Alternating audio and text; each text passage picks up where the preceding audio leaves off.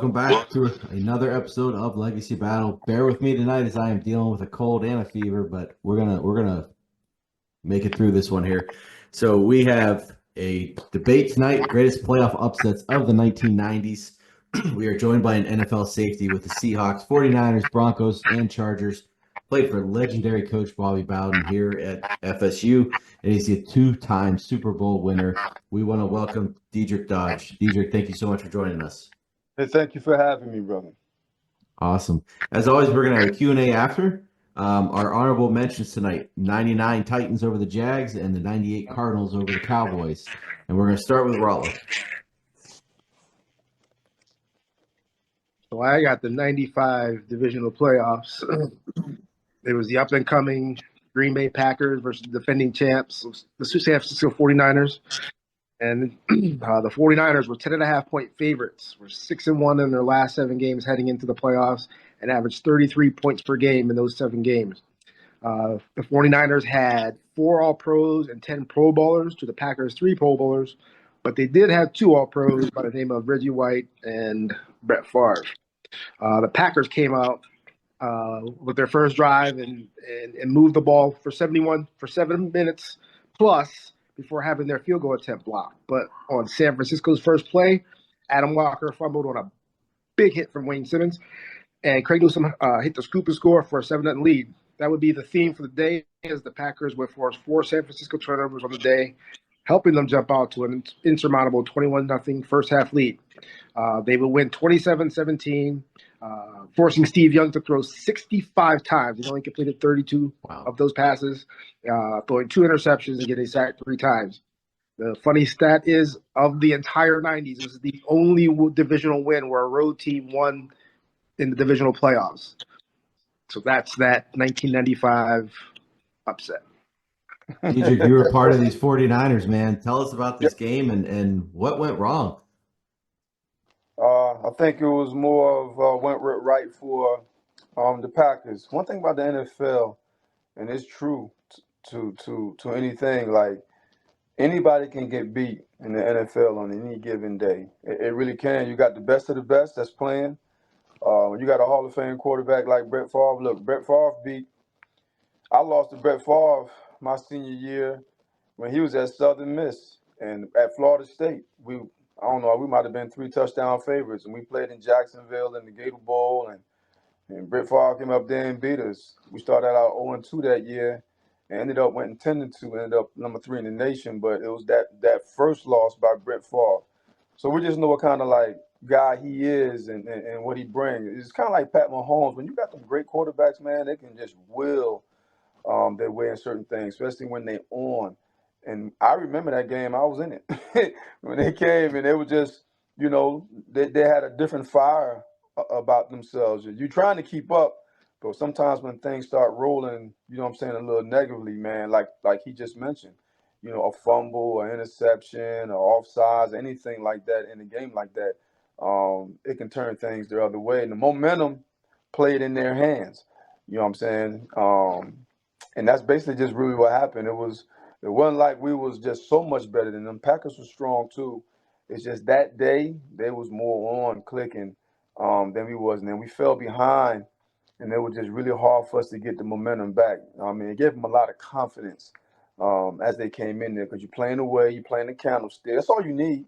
When you go to a away game, we just need to get on top, get a little rolling, and that's what they did. And Brett Favre, with his magic and who he is and the great quarterback he is, and Antonio and them that all surrounding him, and Edgar Bennett, who I played with, and Leroy Bell, all of them, you know what I mean? They just took over that day, man. So big props out to them for that, for performing like they did. Huge upset. I didn't see it coming, but let's move on to our next one, and that's going to be Dion. Dion, who are you bringing us? I have the 1996 Jaguars over the Denver Broncos. Game took place January 4th, 1997. Coming into the game, the Broncos were 13-3, led by Mike Shanahan. They had 9 Pro Bowlers, 5 All-Pros, and 5 Hall of Famers on the roster. John Elway, Terrell Davis, Shannon Sharp, Barry Zimmerman, and Steven Atwater. They were riding in on the 2-game winning streak. They were resting their starters 2 weeks earlier because they had locked up the playoffs 2 weeks before the season had ended. Their opponent, who would end up winning the game, the 1996 Jaguars, were 9-7 at the end of the season, led by second-year Tom Coughlin. This is their second season existing. They had 3 Pro Bowlers: Mark Brunell, Keenan McCardell, and Tony Vaselli. Coming into the game, the Buffalo Bills had just won their very first playoff game, which they upset the Buffalo Bills, who had Hall of Famers Jim Kelly, Thurman Thomas, Andre Reed, and Bruce Smith. They were 12.5 underdogs going into the Mile High City with 70,000 screaming fans. And also the Broncos had a 6-game winning streak in the playoffs, winning at home. They also had the Offensive Player of the Year, Terrell Davis, and the runner-up for MVP and John Elway, and the third runner-up in Terrell Davis. To start the game, the Denver Broncos had 12 unanswered points, where they end up missing an extra point and also trying to go for a 2-point conversion, where they ultimately failed, which led to their demise, as the Jaguars will respond with 23 unanswered points that they had in the second and third quarter, and they did not let go of the lead, and ultimately leading to the biggest upset. Even the Hall of Famer John Elway said, when getting an interview for his Hall of Fame induction, said, "I've lost 3 Super Bowls, but losing to the Jaguars in the division round was the most devastating loss." I didn't know that. Forgot about that. Wow. Dedric, you were on the Broncos a year later, so you played with a lot of these guys here. Sure What did. was most shocking? Was it the fact that it's like a second-year expansion team, or did maybe the Broncos coach sit his starters way too much before that playoff game? It was a second-year expansion team, and they kind of got underestimated. You got Mark Brunell, got Jimmy Smith, Baselli. They had some stars that's on there. They was good when Tom Clarkin was there. Real hard-nosed coach, like Bill Parcells. Had them guys really prepared. That was, you never would have thought, nobody would have thought that was a big upset than the one we just talked about earlier, than the Packers coming in with Brett Favre. Like you say, second year. You would never expect them to have that kind of chemistry, to have that kind of resolve, to come into Mile High. You know what I'm saying? Which is, for the most part, intimidating in itself. Just, they use it as Mile High. This is so high up, you're not going to be able to breathe. And here these guys coming from Florida, Jacksonville, on the beach, the weather real nice and stuff. Come up there with that Mile High and things. But people are underestimated. And I think the Broncos is just underestimated. I played with a lot of them guys you talking about was there the next year when I got there. You know what I'm talking about? And we had to play them again. We did. We had to play that same team again. But the difference was they had more respect for them. I think that sometimes you can overlook somebody. And I think at that time the Broncos, not to say they disrespected them, but I think they overlooked them and just thought that they can just show up and have it click and just beat them. The next year we didn't fall in that mistake. Mike Shanahan went out and he got some more. Remember, he was offensive coordinator in San Fran when I was there and won the Super Bowl. And I used to play scout team. And so I remember him saying he wanted to get some other guys that was on the team that had playoff experience, that had went through the fire.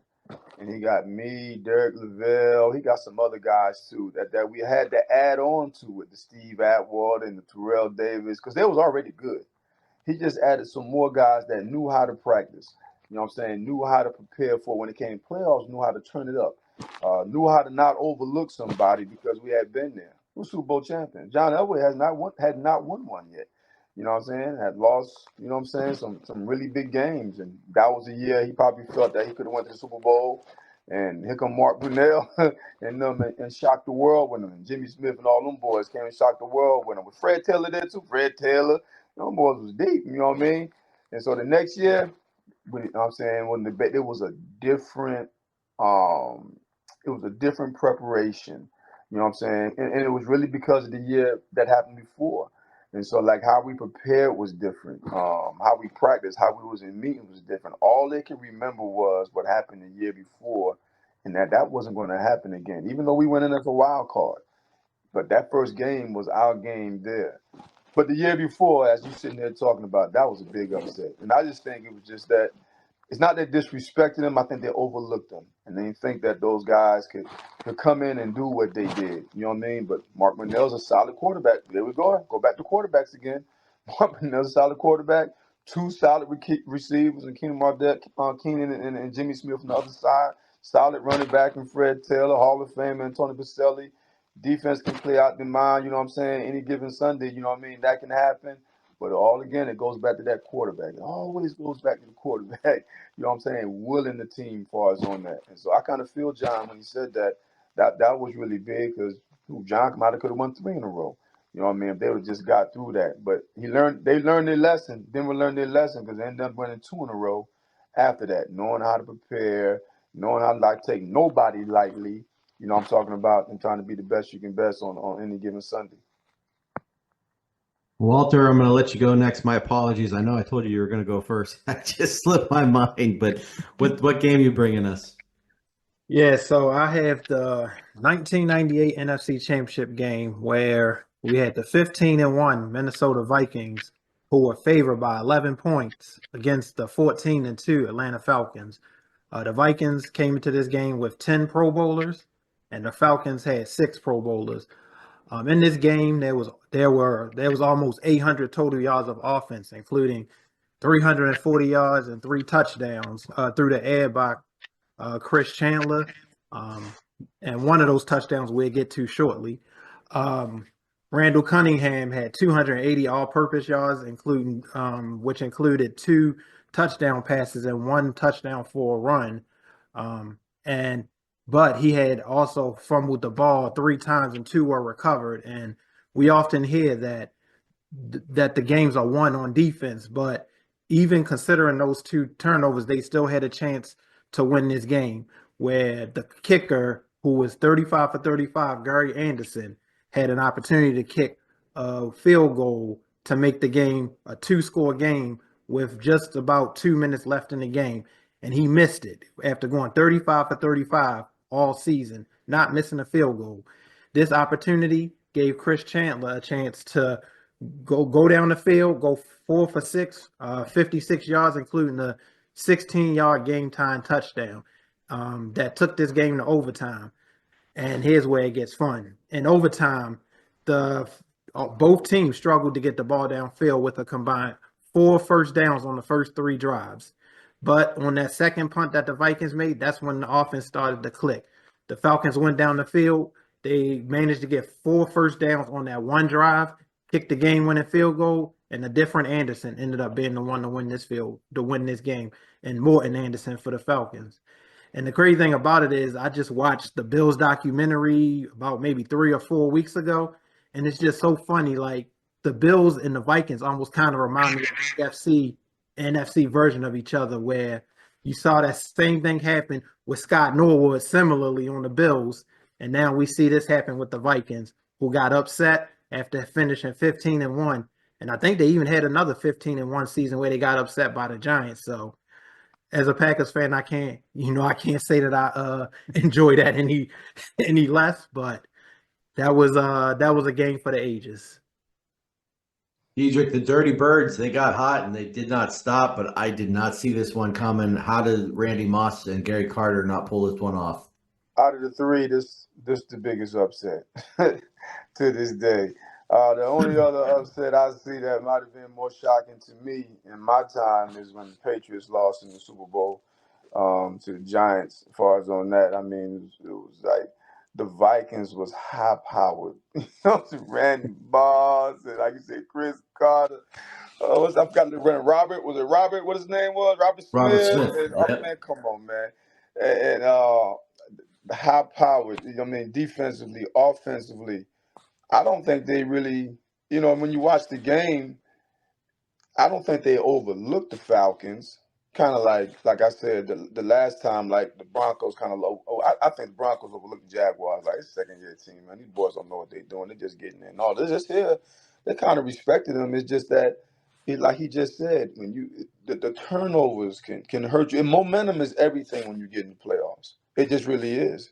You know what I mean? No different than basketball. You know what I'm talking about? Somebody start making threes, the Villanova against Georgetown, and they just hitting them, and the momentum just changed.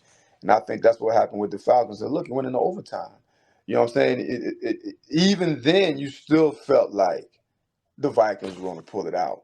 And you know what I'm talking about? But one thing that can happen also, players can start playing tight. You know what I mean? When you're not blowing out somebody the way you think you're supposed to be blowing them out, now you're over there second guessing yourself on the sideline. You know what I mean? People kind of arguing with each other, pointing fingers at each other and things like that. And it's like a boxer. All the Falcons wanted to do is take him in the late rounds. Boy, we can get him in the late rounds. We get him, and that's exactly what they did. They got him in the late rounds, and somebody that normally don't duck or bob and weave and make a mistake and hit a kick or miss, he don't never miss. You know what I'm talking about? But it's tight now. Ooh, you know what I mean? We're not blowing these boys out by 10 or by 14 or by 17. It's tight. I got to make this. You know what I'm talking about? And that pressure right there with that team, man, just helped the Falcons just overachieve them. I mean, I still to this day, like, the Vikings, we anybody that watched the Vikings that year knew the Vikings was going to the Super Bowl. Not say they was going to win, but they was lined up to go to the Super Bowl. And the Falcons, this out of the three we talked about, this was really the biggest upset, man. Like, you can play tight. You know what I'm saying? When the game is close for a long time, it's more pressure on the team that's supposed to win than the one that's not. You know what I'm talking about? Because them the ones that's the underdog, they ain't got nothing to lose. Them cats was playing free, loose. You know what I mean? Yeah, we taking them out. We third quarter, we right here. That's how they be talking. Like, man, we got them, we got them. Now, the other team is like, man, what's going on? We're not beating them like we're supposed to be beating them. We're not handling them. We're not running the ball, not passing the ball like we're supposed to. But all the Falcons want to do, let's just keep taking them into the late rounds. And anything can happen in them late rounds. And that's exactly what happened. You know what I'm talking about? Kicker got up there, man, got tight. They kicker loose. Ain't got nothing to lose. We ain't supposed to win anyway. You know what I'm talking about? You know, they kick it in winning, man. Not in history forever. Forever, that's a historic game that they're going to always show on ESPN and things on how the Falcons went in there and beat them. Kind of like when the Giants beat the Patriots. You know what I'm talking about? When they was undefeated in the Super Bowl. Well, our final one tonight took place January 7th, 1996. We got the 95 Colts versus Chiefs. This was the coldest game on record in Kansas City at that time in their team's history. 0 degrees with a wind chill of minus 15 at kickoff. So, you know, kudos to all the boys playing in that one. So we got the number 1 seed Chiefs. They were 13-3 against the 5 seed 9-7 wild card Indianapolis Colts. To make things worse, the Colts were without Hall of Fame running back Marshall Faulk and defensive tackle Tony Siragusa, who didn't make the Hall of Fame, but we all know how good the Goose was, especially Dion there being a Ravens fan. But KC would take a first quarter lead on a Steve Bono touchdown pass, and the Colts answered that in the second when Jim Harbaugh threw the touchdown pass. Halftime at 7-7. Third quarter, Colts kick a field goal. They take the lead 10-7. They win the game 10-7. Now, this upset included 4 Kansas City turnovers and 3 missed field goals by Lynn Elliott. So close to the end, and with about 4 minutes left, they actually took Steve Bono out, put in Rich Gannon, and he took them all the way down the field to the 18-yard line, from their own 18 all the way to the Colts 25 on the final drive of the game. With 42 seconds left, Lindell misses a field goal. They lose 10-7. That's how we got Captain Comeback Jim Harbaugh. He pulled up the upset in the first round over the Chargers, upsets the Chiefs in the second round, and then he was a Hail Mary dropped pass away from beating the Steelers in the AFC Championship game to go to the Super Bowl that year. Looked like a catch, but replay showed it hit the ground. So Chiefs, they were 13-3, heck of a record. I noticed when I'm mentioning some names, I mean, Rich Gannon wasn't Rich Gannon yet. Steve Bono is not Steve Young or Brett Favre or John Elway. So what are your thoughts on this game? Didn't you say Jim Harbaugh was the coach? I'm not coach, but the Quarterback. Mm-hmm. And we just know what type of guy he is. And I can go back even with Jim Harbaugh. I played against him when he was at Michigan, he was at Florida State, and we went to the big house and we lost to them 20-18. He's just been a winner everywhere he's been. I think if anybody had to pick a quarterback out of Steve Bono, no disrespect to Steve Bono, brother. I ain't disrespecting you, but no one will look at Steve Bono like they will look at Jim Harbaugh. And I'm talking about just coming out of college. You know, I'm talking about Steve Bono, journeyman, worked his way up, hard worker, worked his way up. The surprising thing to me is this: Kansas City plays outside. And it's cold, but you practice outside, you play outside, ready for Indianapolis practice inside, play inside. You know what I'm saying? Yeah. The coach was inside. You know what I mean? So they'll never be outside. They practice in the dome. But then you can't mimic what you was going to go to really in Kansas City. And for them to still go there and play the way they play, you know what I mean? And for their kicker, for Kansas City kicker to miss that many field goals when you kick in that weather every single day. But what I said earlier, it's something about when you get tight when a team is staying close, ain't it, man? Is that like when you're supposed to win, you know, they spread and all these different things up. You're supposed to win by 11. You're supposed to win by 10. You expect to start off in the first and second quarter. And, you know, I'm talking about flowing with some chemistry and some juice. All it takes is a turnover, a missed field goal. You missed two, oh, he ain't on. They done seen this picture before. So it don't only make the kicker feel tight and the quarterback feel tight, the whole team feel tight and they feel pressure. So now the cornerbacks thinking they have to do a little extra. The D linemen thinking they got to do a little extra. Sometimes they play up out the gaps and different things. The offensive line think they got to do a little extra. We're not playing cool, calm, and collective like we normally do, like we did all year long. But like again, take them where? Take them deep in the in the rounds. A boxing mentality. I'm gonna take them all the way to the 13th, 14th round, and if we close, oh, we got to punch his chance, and that's exactly what happens. So when a team is not used to feeling that pressure, especially when they don't have as many losses like that, and you get put in that situation, things can go south like that. And I think that's what happened with this game here. I still think that Viking game is is the biggest upset. This one was too. Very surprising for Kansas City, but I don't think too many people feel like it was a surprise because it was Steve Bono. You know what I'm saying? I don't think nobody felt like, all right, Steve Bono is a Super Bowl, you know what I'm saying, champs quarterback, even though he was with the Niners back, you know, backing up Steve Young, whoever he was, you know what I'm saying, as far as on that, we don't look at him as far as like Jim Harbaugh and things like that to be able to manage and to go through on them things like that. But that was I just think that the main surprising thing to me is that you playing cold weather. We can't let somebody that Indianapolis cold, but they practicing indoors and they play indoors. So turf team. You remember the run and shoot teams, how they used to struggle because they used to always say the run and shoot teams can't really run the ball. They play indoors, they play on turf, and then when they get to the cold weather and they get outside, you know what I'm talking about, that always was their Achilles heel. And so you thinking that this will be the Achilles heels for Indianapolis, being that they're an indoor team and they came there and overachieved that. Like you said, one of the coldest games out. And they was able to keep it close to the end. The other team played tight. The other team played tight. And then they come out on top. Well, let's move into our vote. Can't pick your own. Rollo, who are you taking? Those Vikings and Robert Smith, who had almost 1,200 rushing yards. Chris Carter and Randy Moss had almost 2,500 receiving yards and 30 touchdowns. How did they lose that game? That's the one. Dion. I want to be anti so my guard brother doesn't win, but I gotta go with his Vikings. I feel like that's the clear choice here. Walter. I can't pick my own, so I guess I gotta pick my team. The Packers over the Niners. All right, and yeah, I mean, I'm a little torn. I mean, part of me says the Vikings are actually like the best team on this list, but weren't the Falcons like 14-2? Like it was only one game back, so I'm taking the upstart Jaguars over the Broncos there in '96. Dedric, I think I know where you're going. Who would you take? I'm going to take the Vikings. I'm going to take that game right there. That team was a high-powered team offensively. You know, like the UNLV running rebels. When they lost to Houston, like, what? Y'all lost it? No. You know what I mean? That's just how I look at the Vikings as far as that. All the other ones, yeah, like I said, he said the Jaguars. That was a big deal as far as that. But we look at the guys that the Jaguars had, we didn't know they was going to be as special as they turned out to be. Those two receivers, that running back and Fred Taylor and Mark Brunell, they was good for years. But for like the Vikings to be where they was, and like I said, Randy Moss and Chris Carr and Randall, man, come on, Robert Smith, as he just said, I just think that, to me, I just think that was a bigger upset out of the ones that we talked about.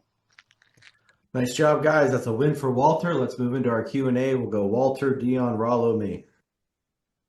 All right.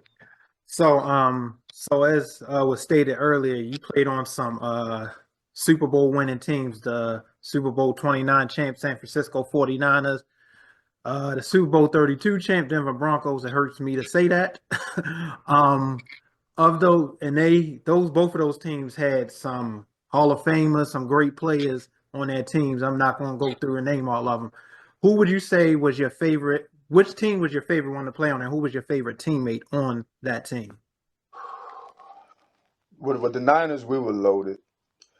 I mean, and I can say this. In preseason, we just felt like we was going to win it all, because that was when I think Niners was one of the first teams to learn how to push money forward and manipulate the cap, and we was loaded. Even though we had guys that were long in the tooth, like Charles Mann and Ricky Jackson and all these, this was all famous.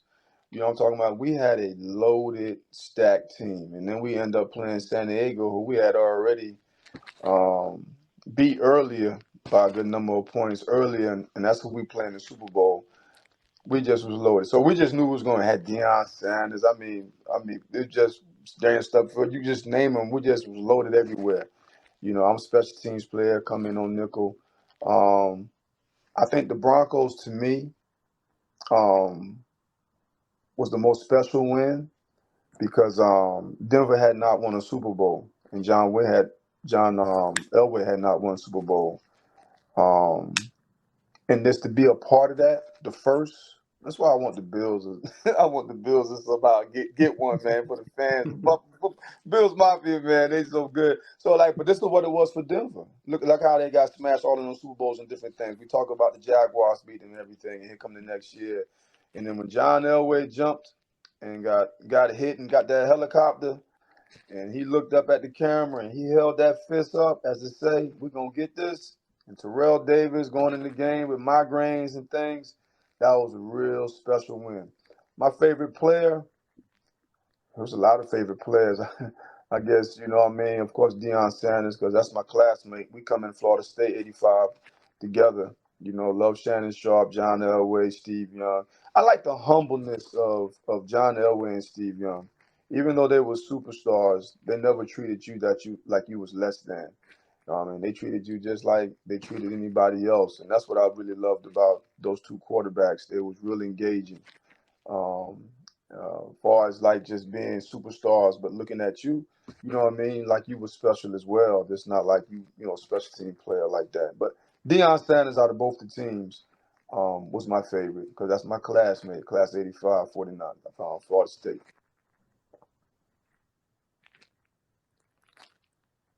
That's pretty cool.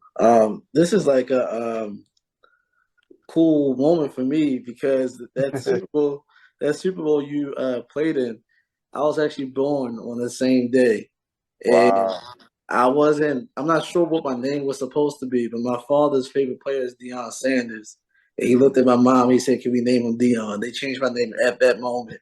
The only thing is, my mother didn't like the I in Deion. I'm sorry, she didn't like the E in Deion, so she took the E out. So I'm actually named after Deion Sanders. It was born on that Super Bowl. But my question for you, you played for the London Monarchs in the inaugural season of the WLAF. What was that like? Oh man, it was real special. Back then when the World League first came out, it was like, you know, I was an undrafted free agent in 12 rounds. And I remember when I was in college, I didn't ever think I was going to play in the NFL. It's crazy, man. I'm telling you, I never thought I was going to play in the NFL. Man, I was working at Anheuser-Busch in Newark, New Jersey. I'm from Jersey, so I went back home. My auntie worked at Anheuser-Busch. I was working there. And this little agent kept calling me to come back. He was like, "You just want to try? Just try." He wasn't like the scouts was saying I was going to get drafted, but he was just trying to represent me. I don't know how he found me, how he knew me. But him saying the word to me, what if? And then he's like, you don't want to go through life saying like, what if I, you know what I mean? What if I would went out and tried? And that's what got me back from Jersey. So when I come back, Leroy Butler, who was going to be a high draft pick, said that whenever the scouts come to work me out, I'm going to call you and you can come work out with me. And that's exactly what he did. And so out of, I think it was 30 or 32 teams back then, only one offered me a free agent contract, and that was Seattle Seahawks. So I go to Seattle, have a really good camp, but back then they only had 4 practice squad spots. They got like 10 or 12 now, you know what I mean? So it was harder. So when you got 12 draft picks, they kept some of their draft picks, even though I was kind of like projected to make the team, make the practice squad. So then I'm out of football, and here come the World League. And the World League had I'm living in Orlando, and the combine was in Orlando. And in the World League at that time, you couldn't get in the World League unless you was in the NFL camp. You had to have NFL experience. It wasn't no you going out, getting somebody out the park or something. It wasn't none of that. You had to have NFL experience or NFL camp experience. And so that first year, man, it was a lot of guys that was trying to get back in the league. I'm talking about to show teams that they can get back in the league. And you went through a combine. And I didn't go through the NFL combine, but I went through the World League combine and got drafted by the London Monarchs. Raider coaches, man. Larry Kennan and Ray Wilsey, they were Raider coaches, and they had a Raider mentality. They didn't care what we did as long as we won. I'm telling you, we was wild. We was wild, man. I ain't never been with a team, man, that had so many crazy dudes. Like, we was all the same people, man. Crazy, just crazy wild. I'm going to tell you, the teams used to say we was criminals out on work release to play the game. That's how they had viewed us, man. We was great. We were Raider. We had Raider coaches that I was like, yo, we just need you to play. And we did. And we just always vibed when we came into the game. That was a really special, because that's like my first championship. You know what I mean? And then European fans, they got a different energy. You know what I'm saying? If you just look at the soccer games, how did they do? They sing all game, they chant all game. And the championship game was in Wembley Stadium where we played at. When we played Barcelona, man. So that was a real special thing. And then, got a chance to show Seattle. A lot of players got a chance to show teams that they still can play and was picked up. I'm talking about by teams because that was a spring league. That was a real special win for me. Real fantastic team of guys. What we call is renegades, man. Renegade guys like Raiders and Colts and stuff like that. That was a real special deal. And it got me, look, that playing for London gave me a chance to show the NFL that I still can play. And that's how I got my foot back in the door, because then Seattle signed me after that. And then the rest is history, you know what I mean, as far as me being fortunate. I'm going to say fortunate. You got to be fortunate to be able to be with not only 2 teams that go to a Super Bowl, but we win them. So, you know what I'm saying? Like, I'm just fortunate. And to play with the people I played with guys that wear the gold jackets every day in practice. Jerry Rice, Terrell Davis, Deion Sanders, Leroy Butler. Look, Leroy and Deion, I played with in college, and they wear the gold jacket. I mean, you just talk about a cat that's blessed and feel real fortunate. I could have been with any team. You know what I'm saying? As a player, I just happened to fall to teams, man, that happen to be some championship teams. And so, like, every time I watch, every January or February now, when the Super Bowl, I know exactly what they're going through. I relive it in my mind, and I relive the winner.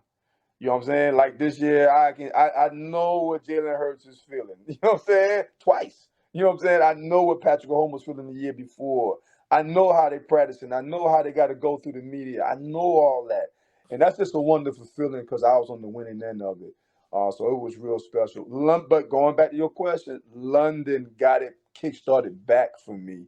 That team, those coaches, those players allow me to have the opportunity to put something else on my resume to get invited back. Dedric, your first career interception was at Three Rivers Stadium against the Steelers. What do you remember that play? And what can you tell us about the play? And do you still have the game ball from that? I don't have the game ball. It might have been an overthrow, if I'm not mistaken. But I'm more in awe. Like I told you, I never thought I was playing in the NFL, going to play in the NFL. I never thought about it. But to be in Three Rivers Stadium, that's the old Three Rivers now. You know what I'm talking about? Where the stands move and they still got the terrible towels and everything, and just the history of it. Franco Harris and Mel Blunt. I'm in there like a fan when I'm in there. So to be able to get lucky and get an interception just far as in that thing was just really really special with me. Don't remember how the break was or anything. I'm just gonna tell you just straight up. I was more in awe of just being in Three Rivers, playing against the Steelers. You know what I'm saying? A legendary team and the history and everything that goes with the Steelers. And I'm on the same field that Franco Harris ran on, that Mean Joe Green was on. You know what I'm saying? I bet Terry Bradshaw was on it. Mel Blunt, you know what I'm saying? Jack Ham, you know what I'm saying? That was on. You know what I mean? That just was an honor for me just to be out there, to be able to play against them in that deal. That was just real special. But those certain stadiums that I went to, Chicago and different things with Walter Payton, you know what I mean? Just I'll hold those things just dear to my heart and said, I've been on this field. I've been on the same field that, this Hall of Fame or this one had, or I practiced with this guy on that. That's how I felt when I went to the Steelers, because we know how legendary the Steelers is to this name, how respected they are. So in college, you did not do a lot of losing, 39, 8-1, and 4 of those losses came in one season. So the rest of those seasons, I think you lost 2 and 1 and 2 or something. So not a lot of losing there. You played for Bobby Bowden. What was the experience like there at FSU, and how did he help, with maybe your football career, but did you take anything from him that you used in your coaching? We have a lot of good coaches. I was blessed. I'm a teacher now, and I coach. And one thing I always tell my players and I tell my students that I teach in class, I've been very fortunate to always have good coaches everywhere I've been. I have. I didn't start playing football at 10th grade in high school. I was a baseball player when I moved from Jersey.